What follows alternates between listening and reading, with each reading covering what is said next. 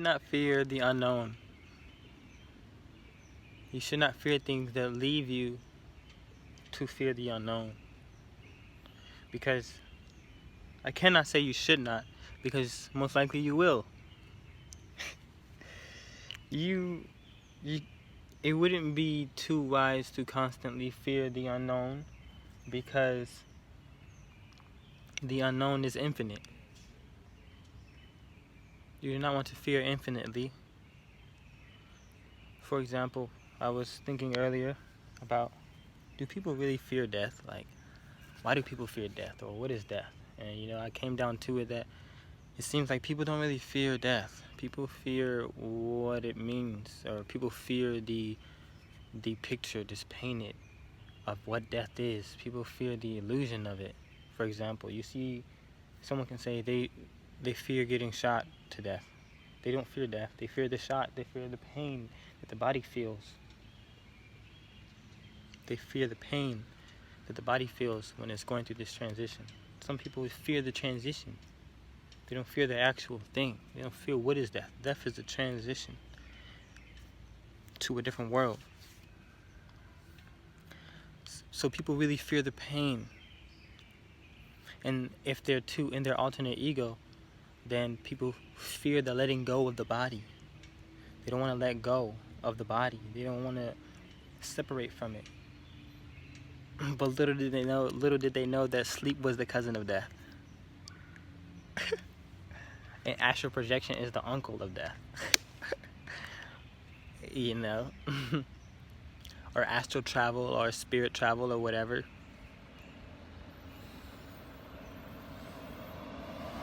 But people do not really truly fear the death. And then I thought to myself, well, Jonix, beyond that, what if people actually fear the other world? What if they fear being in that place? What if they fear that other world? Or they don't know nothing of it, though. I said to myself, well, they know nothing of it. How can they fear something they do not know? And that is where it led to. People fear the unknown as well. And then I thought, how that's quite a conundrum, to fear the unknown. Because then, if you fear the unknown, every moment of your life is unknown. Every second, every minute, every day of your life is unknown. You can say, no, you think you know what's going to happen today, every day. You think you know what's going to happen tomorrow, but you really don't know exactly how it's going to happen. You have an idea of how it's going to happen, but you don't know exactly how it's going to happen.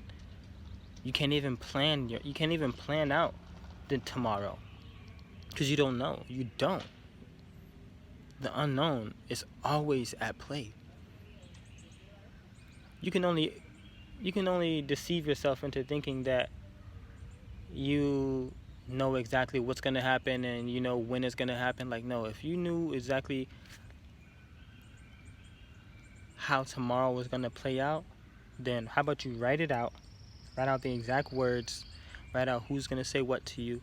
Write out how they're going to say it to you. Write out when they're going to say it to you. Write out every single last bit, to the biggest T of the detail. What color shirt will they be wearing when they say it to you? What other metaphors may be going on through you? Write it all out to test this theory. But eventually you'll find that you don't have that much control. You will never know that much. So everything is unknown. So instead of fearing the unknown, that what people can say is equivalent to death, how about you embrace it? Embrace the unknown with love. You see, now we're getting at a different level of frequency. We're embracing instead of fearing, because if you fear the unknown, then you are fearing the infinite. You are fearing infinitely. You are fearing infinitely. You are fearing new possibilities infinitely, instead of embracing new possibilities infinitely, instead of loving new possibilities infinitely. You see, you're not allowing yourself to be in the new possibilities, and you're not allowing yourself to be in truly the present during these new possibilities. You're not allowing yourself to truly be in the unknown because of the fear. But when you break down the fear, you find that it was nothing. What are you afraid of? You're afraid of the idea of not knowing. Well, can you know?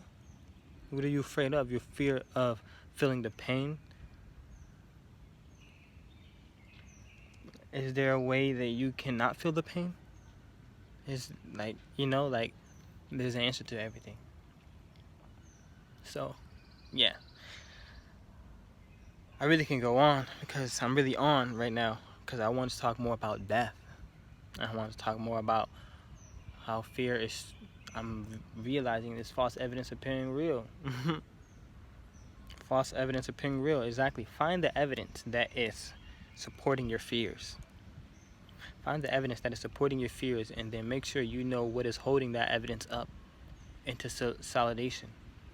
Is the evidence holding your fears up even real itself? Is your fears foundation even strong? You know? Come on. So yeah, we can think more about this. We can think more about these things through sitting down, really pondering with ourselves about it. And death is a good thing to ponder on, because when you think about it, all of the ideas of death will start to come to you. You start to attract to you to test it out, to test out what you think death is. And then you will have to beat past all of those ideas you think they are. And you have to figure out, why is this so what is it that I fear? Do I fear how something is going to happen to me? Yeah, so you figure all that out. And that's the change. That's the transformation. Sitting there with everything that you perceive everything to be. So with that being said, I love y'all infinitely. From your love, your reflection, Jonix. Peace.